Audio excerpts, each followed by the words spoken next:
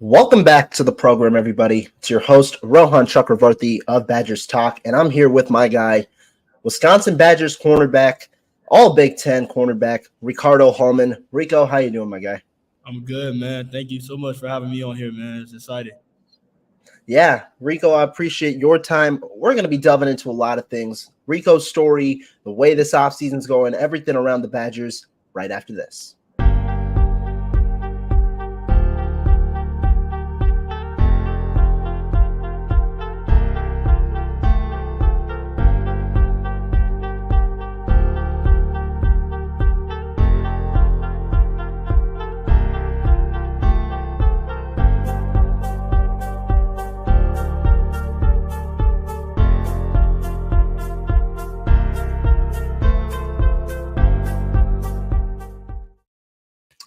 Welcome back to the program, everybody. As I said earlier, I'm here with my guy, Rico Hallman, cornerback for the Wisconsin Badgers. Rico, I want to start this one off with a little bit more of a recent topic. A great season this past year. You had a decision, go to the NFL draft or return to college football with the Badgers for another season. Talk to me about the process, how that kind of eventually went, and why you ultimately chose to come back to Wisconsin. Oh, yes, sir, definitely. After the season, just taking into account, kind of the season I had and just trying to kind of get as much information as I can from, any NFL scouts or just having people talk to me and just different things like that. And, just also evaluating my film and my game and just thinking I kind of left some meat on the table a little bit, just thinking that I know it was some things I could get better at or things I wanted to improve on before I decided to put that finished product into the NFL as far as college. So I think overall that played a big role into my decision. Just wanting to come back, also to win here. I really do think we have a team to do it. We have the talent. Just haven't been able to put it together. But I'm really excited for this season and looking forward and knowing I can improve on things and just ultimately to really win. I mean, you ended the season with 7 interceptions. You now, in a way, are the leader of a group, whereas 2 years ago, when you're starting to get playing time, you were the new guy. Talk to me about the transition into becoming a leader in the cornerback room and how kind of you've embraced that role either last season or this offseason. Yeah. So, just like you said, like a couple years ago, just been a fresh face, a young guy, just in a room full of older guys. I just kind of sat back and just realized, really see how to lead in terms of like guys from Fayon Hicks and Caesar Williams and Alex Smith and just those guys and all of that sort. So, just kind of getting that firsthand experience there, being a younger guy and being the one that's being mentored and led, just kind of helped me step into that role this year. Coach Haynes always talked about me kind of being a leader with my play and how I did things and went about my work. But everybody on the coaching staff, Coach Fickle included, Coach Brady, everybody always, wanted me to be more of a vocal leader. So just obviously trying to take that role as well this year, all season workouts and just different things I can. I think just kind of being able to sit back in those couple of years and be led, just kind of preparing me to step into that leadership role and kind of lead the younger guys in our room or even the older guys and just being the best kind of version of myself. Yeah, I mean, we'll definitely break into you right now, but I want to kind of start at the beginning. I know it was with a different coaching staff, but you're a kid from Miami, Florida, played high school ball in Miami. What was the ultimate draw to come to a place like Wisconsin and, play defensive back here? Man, it's so funny. Everybody always asking me that question. Just I really think, so during my recruiting process, it was so weird. I was one of the classes that was like heavily affected by COVID, not being able to visit to schools, not being able, to go see schools in person and stuff like that. So really it just came down to communication. Coach Leonard and Coach Chris kind of communicated with them daily and on that type of level, and they made me feel like kind of a priority, a guy that they really wanted. So and then talking to some guys that are on a roster currently before I got there, like Samar Melvin, him being from my hometown, and Fayon Hicks as well, and also Rashad Wag, who's have a little bit of family ties with him. So just being able to talk to those guys, get their information, and them being guys that came from my same type of came from my hometown as well. And just coming up there and just I thought it was a place to be. And, I thought Wisconsin was on the rise, and Coach Leonard being at the time being a great defensive mind and just a guy I wanted to play for in his experience. and then also forming a great bond with the guys. The commits that were already there. They added me into a group chat before I was even committed. Talked to those guys daily, made really great relationships with those guys. So when it came down to make a decision, it was kind of a no-brainer. I knew Wisconsin was the place for me. I mean, we talk about you being from Wisconsin, from Florida, excuse me, and now we've got a couple of guys the last few cycles. I mean, Jonas from last year, who ended up playing a good amount. You got Xavier Lucas, one of the high-priced recruits Wisconsin landed this cycle. In a way, now with Wisconsin expanding its reach, trying to get guys from the South Florida and all across the board, is there a sense of where you kind of or other players are kind of helping in that process? Helping kids who might not know what Wisconsin's about, tell them about that from Florida or from other places like that? Oh yeah, definitely. I've become like a feature guy in some of these recruiting trips, and just the guys when they come in always want me around the recruits and just stuff like that to talk to the defensive back guys. And even Xavier Lucas with myself, I kind of have a personal relationship with Zay. I worked out with him a couple times. We share a mentor, Ronell Blue, his high school coach.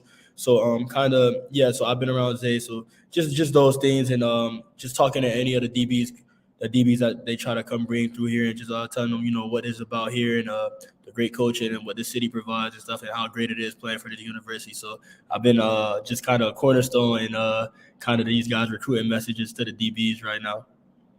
Yeah, I mean, that's something that now we're seeing a little bit more of. Obviously, kids from all across now choosing to play for Wisconsin. Let's go a little bit further in your journey. I mean, your first time that you were really getting legitimate action as a redshirt freshman, you end up making the starting lineup, being one of the top corners as a young guy in that premier recruiting class. And there were some ups and downs. You had a couple of good moments, and then obviously a couple of tough moments. But one thing, especially when I was interviewing you, other guys were interviewing you, always respectful and kind of mentally strong in a way. Talk to me about that year, the difficulties you faced, and ultimately how you rebounded from it. Oh yeah, definitely. A lot of adversity for me. Just like especially with the Michigan State game, and then after that having to go to not getting playing time and being benched and not really being able to see the field in action. I just really think kind of my where I think honestly playing football for so long and kind of where I was in a moment prepared me to go through that, just because, growing up, you're not going to have the best game every time you step on the field. I had some great moments, like you said, and I had some bad moments, but it's just like, I think me being me, also keeping that confidence in myself and knowing the type of player I was, and knowing that that wasn't the best version that I put out on the field. It gave me the confidence to keep rolling. Just knowing that I didn't want that to be the last product that people saw of me. So just kind of just going through that, attacking the offseason really hard, and just trying to bid myself like to be as physically strong, as mentally strong, as fast, as everything I could do, all the intangibles, trying to just work on those type of things, and just just really attacking that offseason. I just think I was really prepared, kind of just my journey prepared for me to go through that, growing up around football, knowing that it's going to be tough, and just those things like that nature allowed me to be able to flourish after that moment, I would say.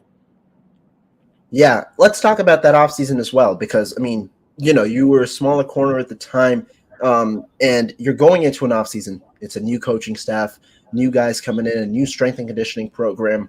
What was your mindset, a young guy from Florida into a completely new environment? What was kind of your mindset of how you wanted to attack the offseason and what ultimately went down? Oh yeah, of course. I viewed it as a new opportunity, just with Coach Fick and him coming through, and then the guys that he's put out, especially at my position. You got guys like Kobe Bryant and Sauce Gardner, who's arguably the best cornerback in the NFL right now. So it's just like I just saw it as a new opportunity. I was just like, all right, this is a new chance to prove myself, come in here, work hard, blue collar approach, give these coaches my all, give this team my all, and just everything. So I attacked the offseason.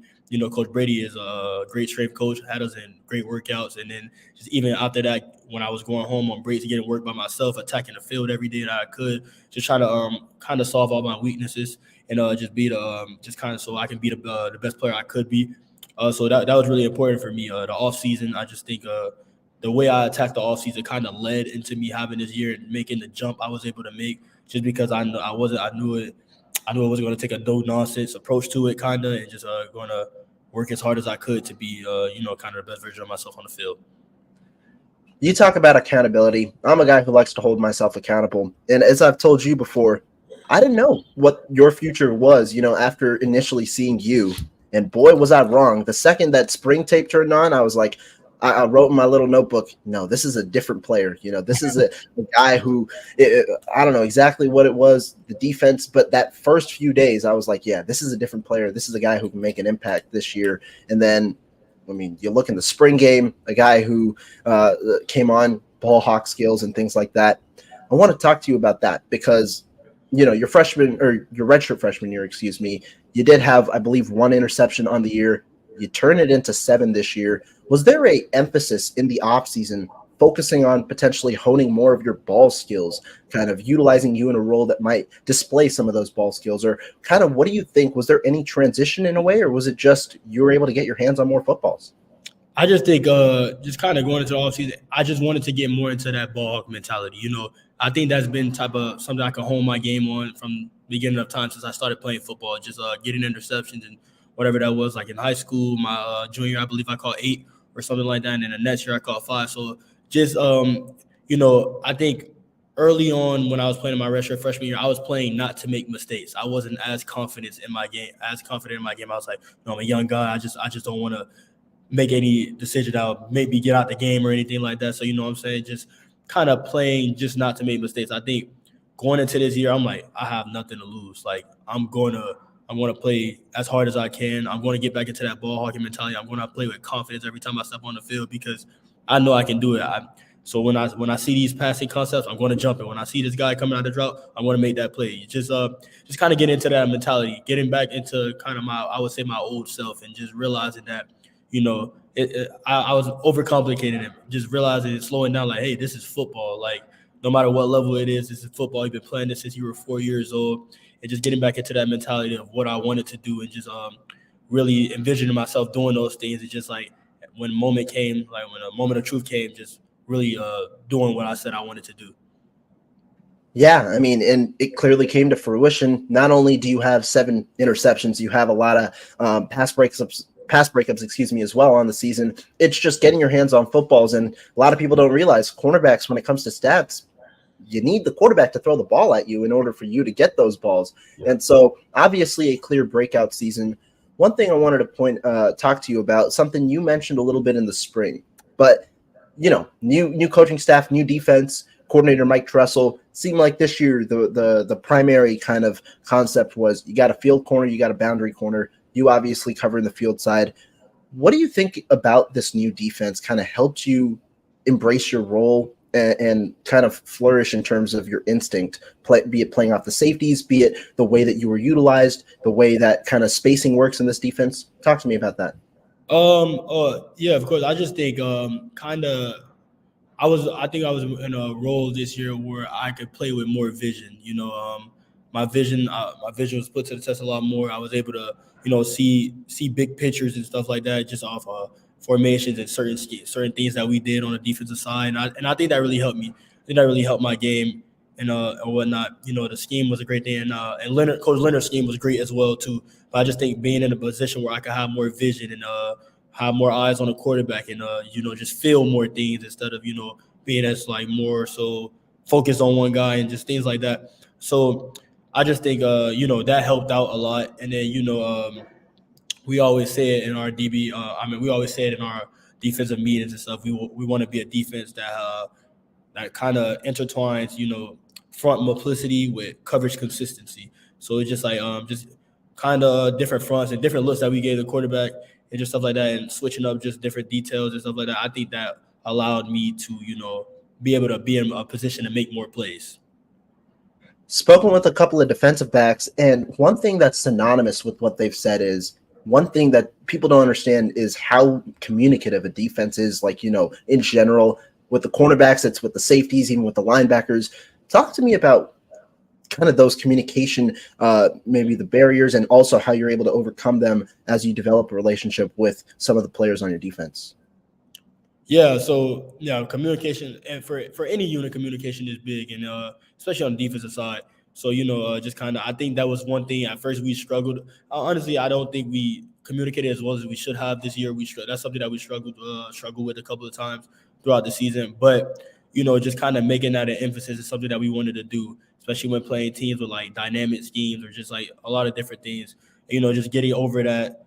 I think just getting over that fear of like being wrong, like telling a linebacker a certain thing and that's not the right thing. I just think that really helped us throughout the year and in certain moments. And like us with the safeties, kind of we have to be on the same page in a way, just because like we're the last line of defense on the defense. So having a good relationship with Hunter and Moy and Preston and those guys, just like, hey, if he does this, I'm gonna do this. If he do this, I'm listening for this in call or this out call. Just different things like that. Just learning how to talk to each other. Just because I don't think it was something that we emphasized at first, but knowing that's what a great defense is doing. That's what we want to be. That's what we truly aspire to be. So just trying to work on our communication throughout the year. I think that really helped us. And with certain games, it showed we communicated really well. And certain games, we didn't. But I think kind of being as consistent as we can in that area is like only going to help us.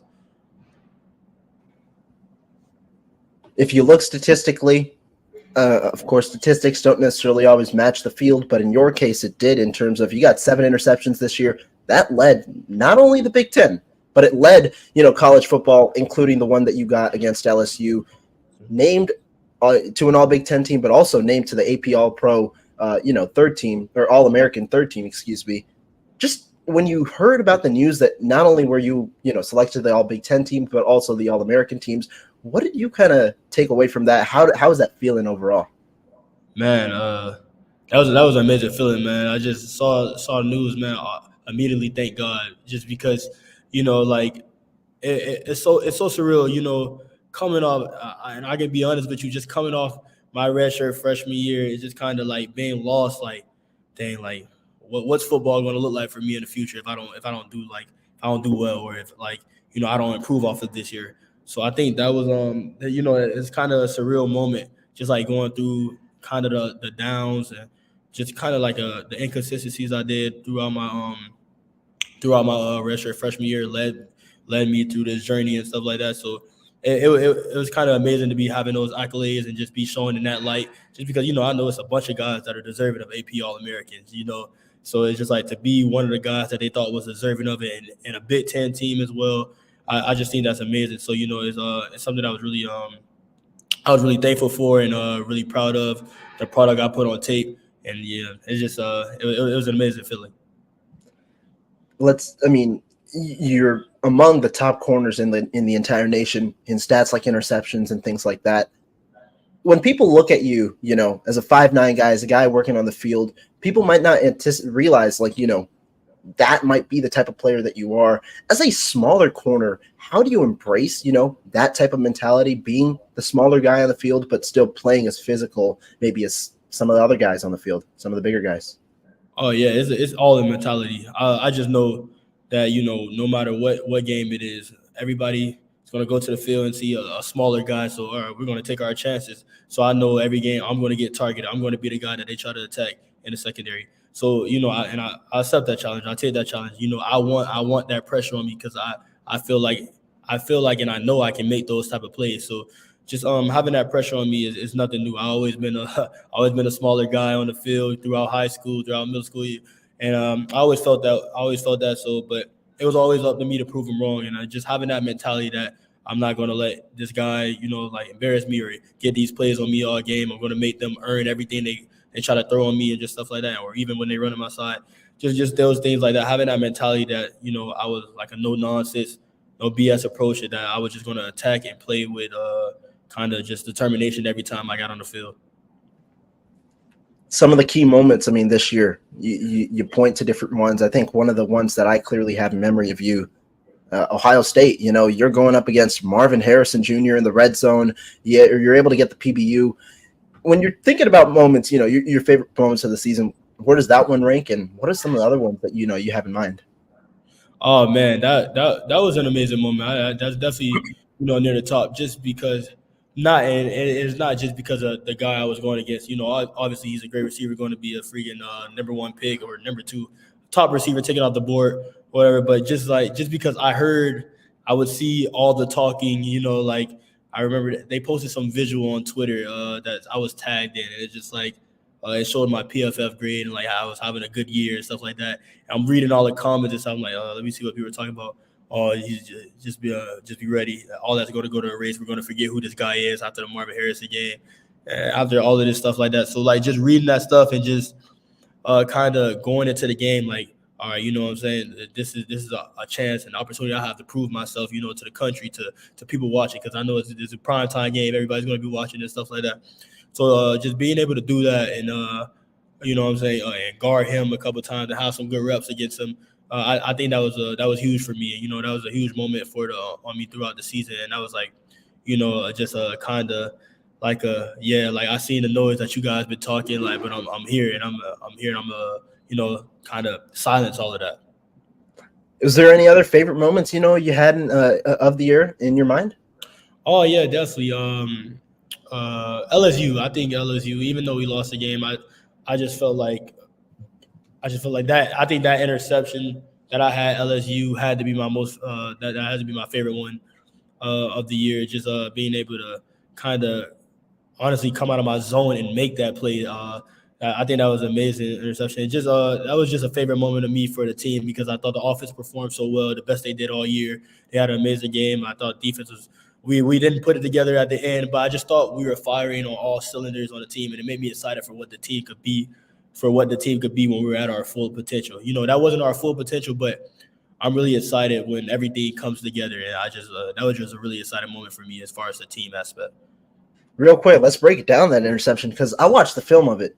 I'm pretty sure that you were not supposed to be in the area where you were in the interception. You just read the quarterback's eyes. You break off your zone. You intercept the pass. I mean, you're flying in the air, intercepting that pass, especially with that type of offense, explosive weapons, and how integral that play was at that portion of the game. Talk to me about that pick. Oh yeah, that was great. I remember we were in cover 3, and you know just because the tight end at the number 2 spot, he was running seams a lot, and the quarterback wasn't really looking for him. So I was supposed to be over the top of that seam, kind of. Right. Yeah. Yeah. The quarterback wasn't really looking for him all game. I was like, okay, you know what? I'm gonna try to bait this. I'm gonna see if I can just try to bait this dig route. As soon as I saw the quarterback, I was going to it, and I saw the quarterback get like kind of slurred out of the pocket and started scrambling.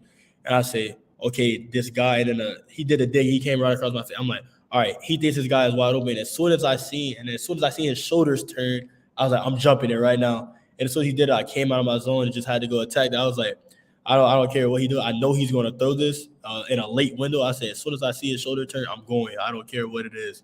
And I was just like, so yeah. As soon as making that up in my mind, and then as soon as he threw it, I just had to go attack it before he get it, because I really had to go take that one from him, because he was right in his hands on it. He was about to catch it and probably get a big gain as well. Yeah, I mean that was a big play in that game. Of course, there are a lot of different moments of the year. We can point to all your interceptions and everything that you've done on the field. But one thing that intrigues me about you off the field, something that we've noticed a couple of times, you know, during media interviews, there's a certain guy that you and him, you know, you guys bounce off each other. You guys have an interesting relationship, and that's Daryl Peterson. Talk to me about your friendship with your guy DP, and just how you guys have kind of grown together during your time at Wisconsin. Oh yeah, man. That's my best friend, man. That's my guy. Since we've both gotten here, you know, just kind of even talking a little bit before we got here, he'll tell you, if you guys ever mentioned to him, I wasn't much of a talker. He always try to text me on Snapchat like, hey bro, let's be roommates when we get there. I always ignore the guy and stuff like that, just because, you know, I didn't text much on Snapchat and stuff like that. So you know, when we got here, just stuff like that, because we arranged beforehand that we were gonna be roommates.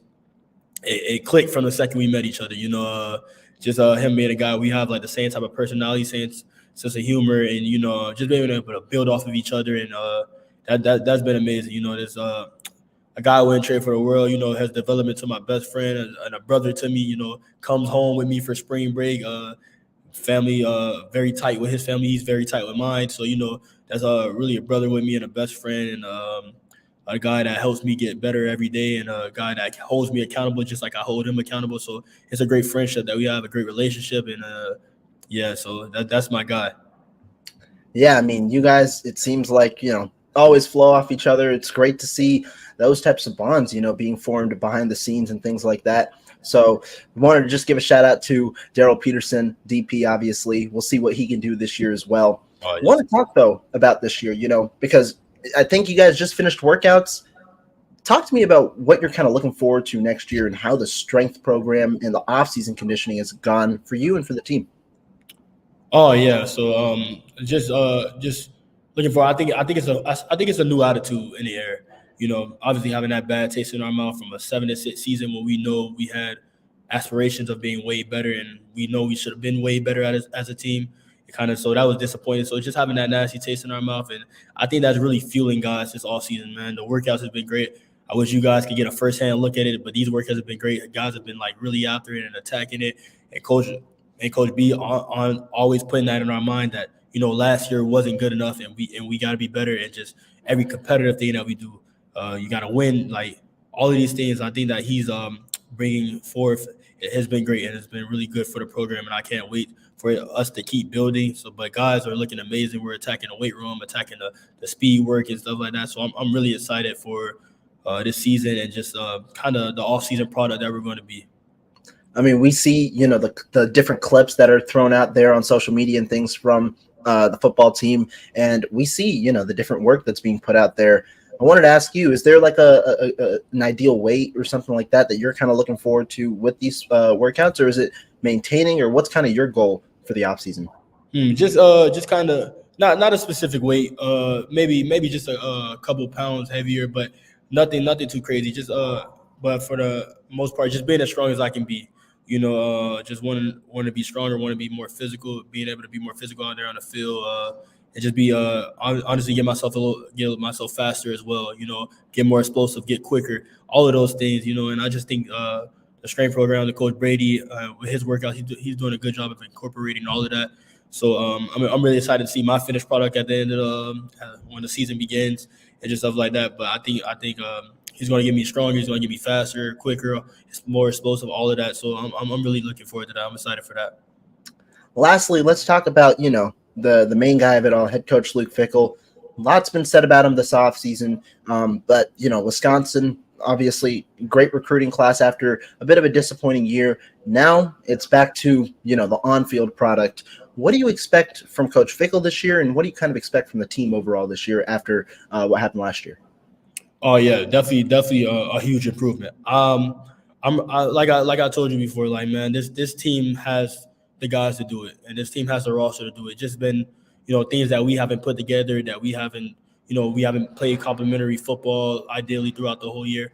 But I'm really excited for this team. I think the sky's really the limit for this team as far as we can go. We're gonna go as far as we can we're gonna be able to take us. So I just think I'm excited. I'm really excited for this year. I think we got the pieces. I think we have a great quarterback, great receivers, great running backs, great defense. We returned a lot from last year, which is super exciting. And then another year, I'm really excited about our secondary just because we're returning kind of really everybody except Trey. But we're really returning everybody. So just another year for these guys to grow with each other, be more comfortable in each other, and just stuff like that. I'm really excited for the season. Coach Fick has a vision, and I trust and believe in the process that he's put in front of us and the plan that he has. So, and Coach Fick he's a proven winner. He's won everywhere he go. Go back to Ohio State, was a winner there. Went to Cincinnati, took a Group 5 team to the playoffs, which is amazing. He was the first coach to do that. So. I'm really excited. We really trust his process and his vision over here, and I can't wait for you guys to see that tape. That product will become on a regular season. One last thing I got for you. I mean, you're now, like I said earlier at the beginning of the show, you're kind of the leader of the group. There are a lot of young guys, at the cornerback position especially.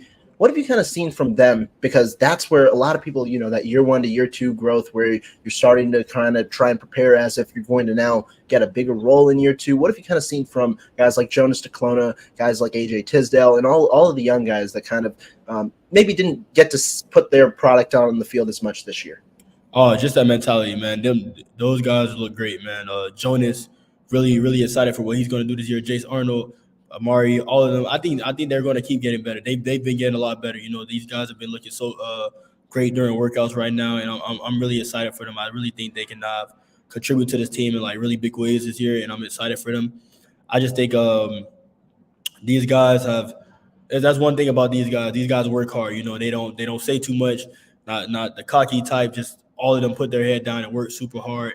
And whether that be in practice or last year they had to do some scout team stuff. Just all of them were working really hard, and I'm really excited for them and how far this group can go. And then I think even after I leave, and even after the older guys in the room leave, I think Wisconsin's going to be in really good hands with this secondary with guys like Jace Arnold, Amari Stewart, AJ, Jonas. These guys are going to be great. And then even when the freshmen, when they get here, like I told you, I trained with Zay a couple of times. I think he's going to be a great player for here.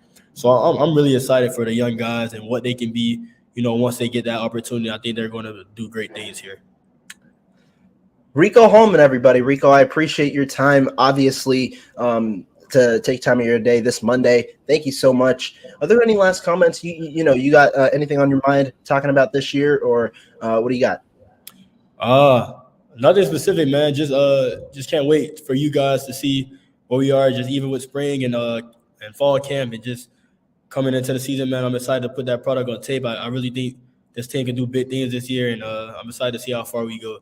But I just want to thank you, man, for getting me on the podcast today. Taking time out of your day as well, man. This is fun. Thanks for having me on. Yeah, Rico, as always, I appreciate your time, and we'll definitely chop shop soon when spring ball starts. All right. For everybody else, thank you guys as always for tuning on. We're going to have, a couple more special guests as the weeks go along heading into spring ball. But for today, Rico, thank you, and we'll see you guys later.